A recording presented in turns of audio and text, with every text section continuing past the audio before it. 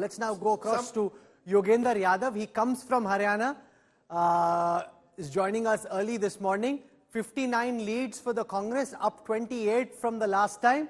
A massive political victory, arguably the biggest victory in a direct fight with the BJP that the Congress has had in the Modi era. Nothing very surprising here, Rahul. I've been saying right from the beginning of this election. In fact, I've been saying for the last 1 month, it's somewhat boring, that in this election, the only question is whether there is a Hawa for Congress or Andhi for Congress or a tsunami for Congress. When I traveled with some of my friends, I thought it was a little short of tsunami, but much more than a Hawa. We see Congress hovering around 60 for the time being. My sense is that it might go up. My sense is based on 2 or 3 things. When I see someone like Aarti Rao trailing, that's a huge tsunami for South Haryana. She's the daughter of Rao Inderjeet Singh, which is the family that has dominated this area. And if Aarti Rao Singh is trailing in Ateli, that's a very significant sign. I saw a little while ago Anil Vij trailing in Ambala Kent. Now, these are very, very important trends. So my sense is that things may go even further towards Congress. And the second thing that we have seen, you must have observed it, and Rajdeep, you must have also seen it over the years, that the party which is seen to be leading in early count, towards the end, when trends result into seats, the party gets a little bump of a few extra seats. So I would not be surprised if this 60 becomes 65 or even more. By the end of the counting. So very comfortable victory for Congress, as was expected. And this is because the state had really made up its mind almost 2 years ago. After the farmers' movement, leading to wrestlers' movement, the mood was clearly anti-BJP.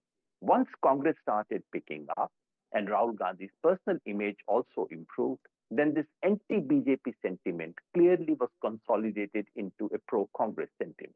Which was reflected partly in the Lok Sabha election. That was just a glimpse that we saw. But after the Lok Sabha election, there has been a further move away from the BJP. And this is going to be a rout. That's my sense. Yogendra Yadav, you just mentioned how in the last phase of counting, the party that's leading tends to pick up a disproportionate number of seats. That's something that at some stage someone needs to investigate and understand why that happens, but that seems to happen in most elections. The sense, though, that one gets is that this is now cutting across, if this is the margin of victory, cutting across most castes and communities and regions. So it's not just a Jat vote, but it's cutting across Jats, Dalits and other communities as well, including if in the Ahirwal belt the Congress does well, Yadavs as well to some extent.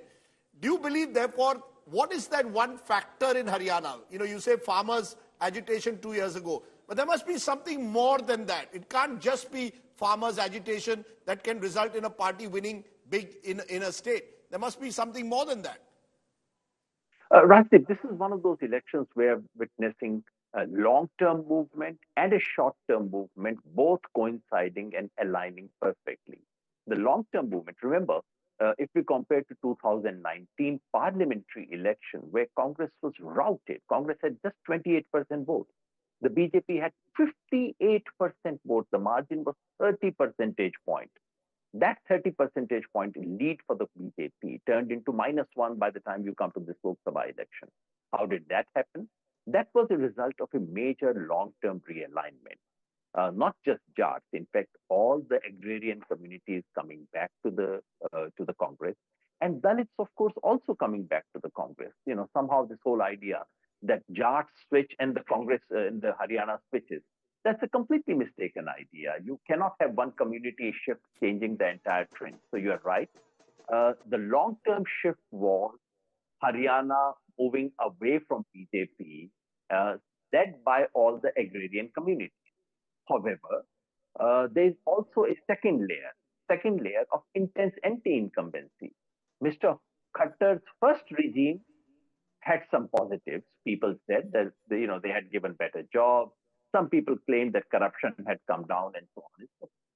But by the time of Mr. Khattar's second regime, the regime was seen to be corrupt, inefficient, insensitive, and people just wanted to see his back.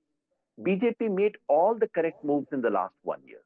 BJP brought Mr. Khattar, got him out, got Mr. Naib Seni in, but wasn't that too late? BJP But also, Yogendra in terms of, Yadav, I would not say that BJP made big blunders during the campaign. No, right. they did not. But the Mr. die was Yadav, cast somewhere before down the that. line, is this also an erosion of what was an inorganic growth of the BJP in Haryana? That's a very interesting point, and I think a very deep point, inorganic growth, because BJP's sudden spurt, remember, BJP was not even number 2 party in Haryana before 2014. It was number 4 party in Haryana. Suddenly, there was this very unusual, and inorganic is a very interesting metaphor for that, a very unusual growth of the BJP,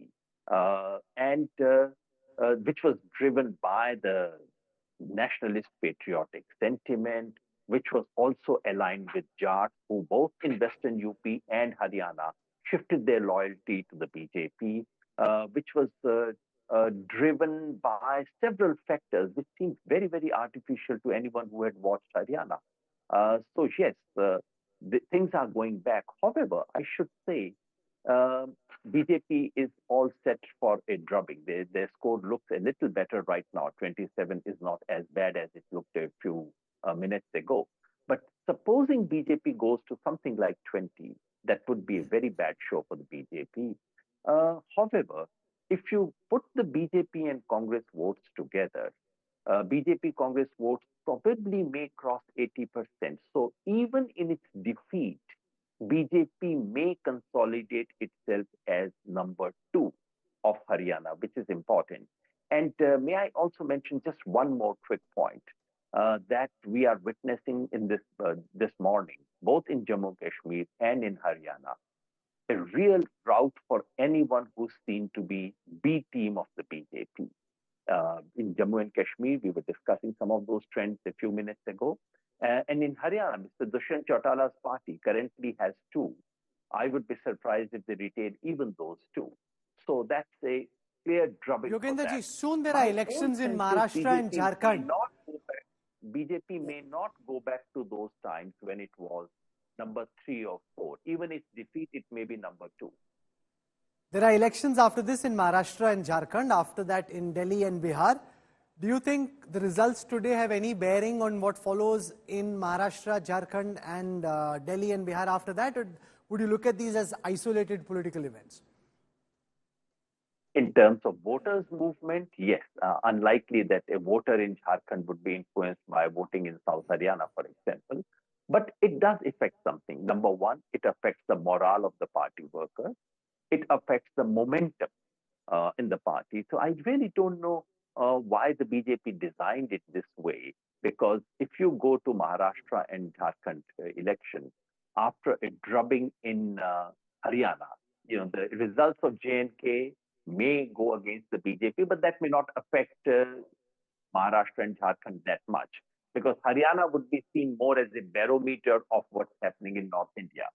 So if they go to these 2 places with a very serious setback, clearly there's a loss of momentum for the BJP. So it would affect the morale of the workers, it will affect the momentum of the election campaign, and it may also affect BJP's internal squabbles, the entire battle for the president's position, who becomes the president of the BJP. All this may be affected. But I would not assume that BJP would be, that voters would be affected.